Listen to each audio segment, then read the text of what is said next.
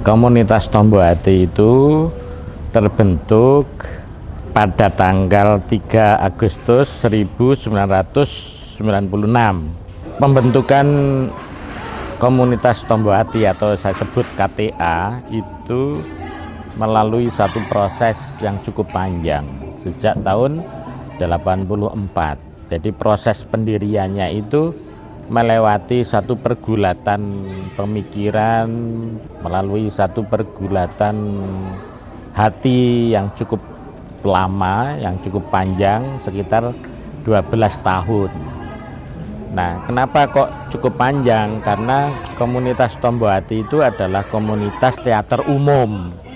Anggotanya itu tidak terikat oleh pelajar atau mahasiswa. Jadi anggota-anggota kami itu semuanya itu sudah bekerja, berumah tangga, tidak ada lagi yang bersekolah, tidak ada yang sedang menyelesaikan satu studi gitu. Jikalau sebuah program kita lakukan, anak-anak mahasiswa itu statusnya magang. Teater umum itu pasti mempunyai satu infrastruktur dasar yang harus disiapkan. Mesti di satu kota itu ada teater pelajar, ada teater mahasiswa. Teater mahasiswa itu adalah teater yang berkembang dan tumbuh dan berkembang di kampus-kampus. Nah, 12 tahun itu teman-teman itu sedang membangun satu proses pendirian teater-teater yang berbasis di pelajar dan mahasiswa gitu. Nah, dengan harapan kalau misalnya di Jombang itu marak teater pelajarnya, kemudian marak teater mahasiswanya, setidak-tidaknya begitu keluar dari kampus itu ada ruang untuk berekspresi yang mana di situ adalah dinamakan teater umum gitu. Ini yang saya maksud infrastruktur gitu. Nah, selain itu kita itu hidup di kota yang kecil ya, di daerah. Ya tentu saja basis penonton itu jauh hari harus sudah dikelola, di manajemen secara baik, sehingga nanti kalau misalnya di Jombang itu ada banyak muncul teater-teater umum atau teater-teater yang lain atau teater pelajar yang lain, tentu tidak kehilangan basis penontonnya gitu. Nah, semula bahwa tanggal 3 Agustus 1996 ia berangkat dari satu kegelisahan dari teman-teman, kalau misalnya nanti kita itu enggak punya teater umum itu, nanti kita itu berekspresi kemana gitu.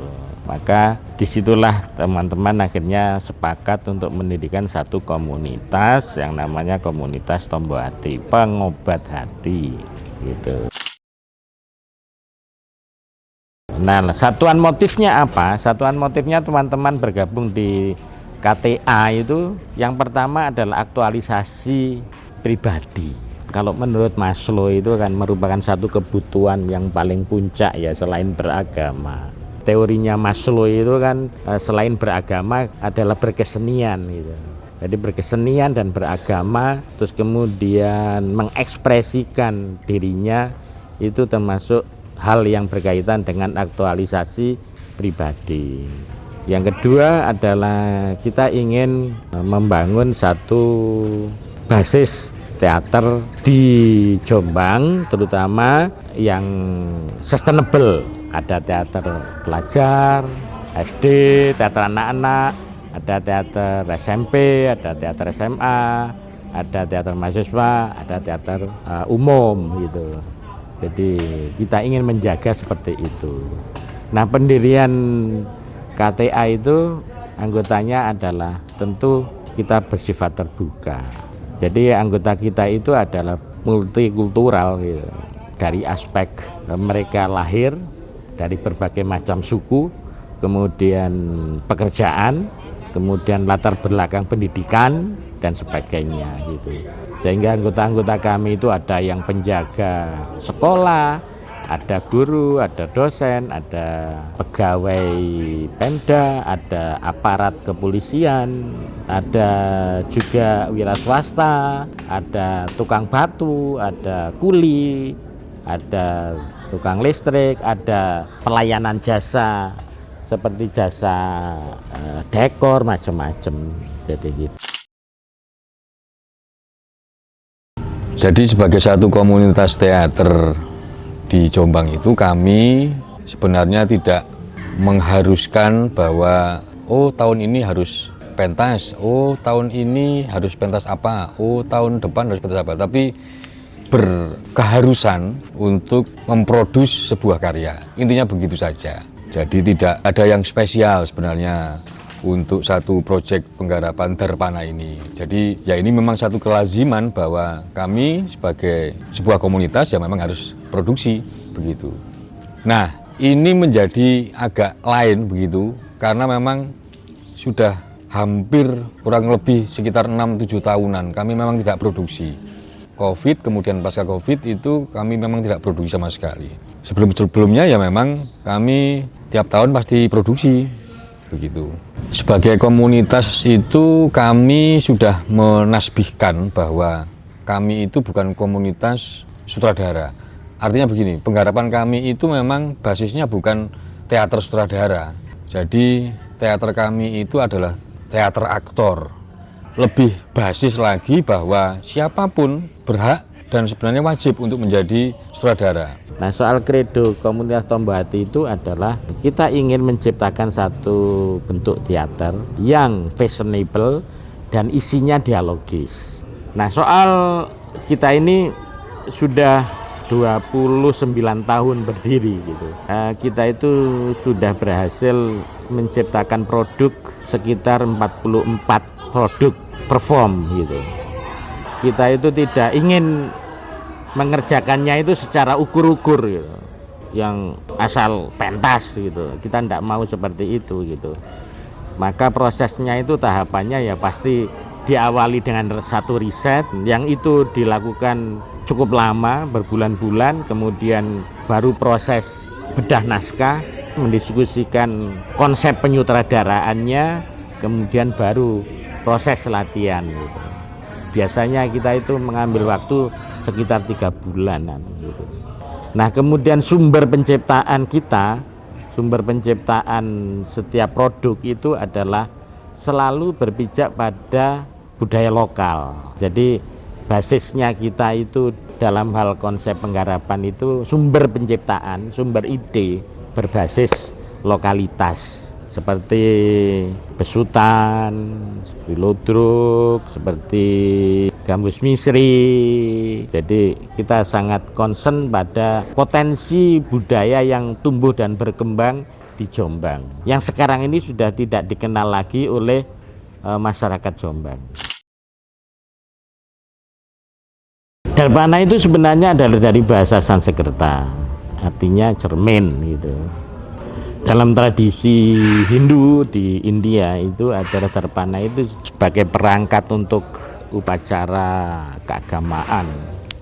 Darpana itu berkisah soal seseorang yang dulunya itu punya pengaruh yang sangat kuat di perusahaan, entah itu di lingkungan sekitarnya, tiba-tiba dalam kurung pensiun dalam tanda kutip, kalau misalnya dia itu tidak mampu beradaptasi untuk menjalani dan melakoni masa barunya, ya pasti dia ada persoalan gitu tentang psikologinya. Jadi misalnya pemilihan di naskah ini itu sutradaranya adalah Pak Imam Ghazali.